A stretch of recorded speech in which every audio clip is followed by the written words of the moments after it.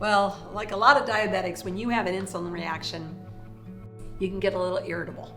You can get a little lightheaded, almost like hard to focus, yeah. And I can usually tell when Lola's having a reaction. I can tell that something doesn't seem right, and I'll say, "Where's your sugar?" Or "Do you need to test your sugar?" Or, "Where are we?"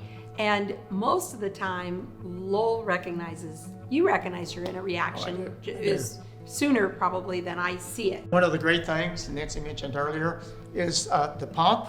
I have an insulin pump, and I was on the Medtronic for like 15 years, and then the Tandem and the Dexcom. And the Dexcom just came out like a year ago, so I changed about a year ago. They work hand in hand. Yeah, I changed pumps. But one of the good things about it, and this is exciting for all diabetics in the future, is that once my blood sugar goes down to 110, if it's starting, you want to make sure if it goes too low that it hurts you. If you're not sure, then take it high.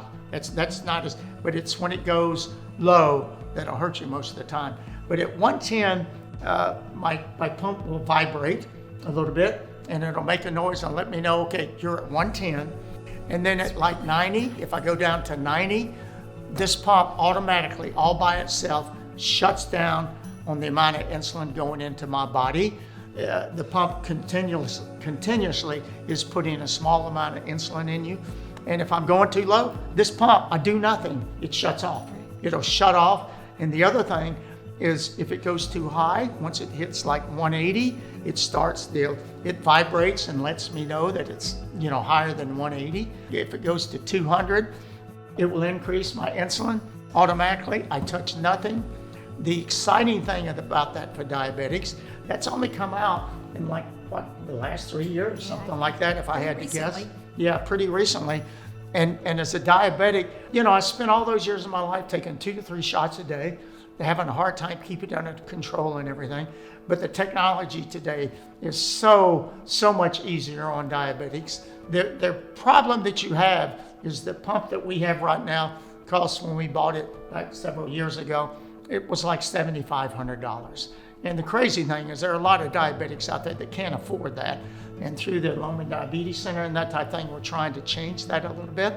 But I get excited when I think about it, because this is very close. It's not the ultimate solution now. It's very close to the point to where this little pump is the most amazing thing on the planet. It's getting to the point to where us diabetics won't have to do anything. This pump gauges where my sugar is, and it either increases or decreases to keep it in that zone of 110 to 180.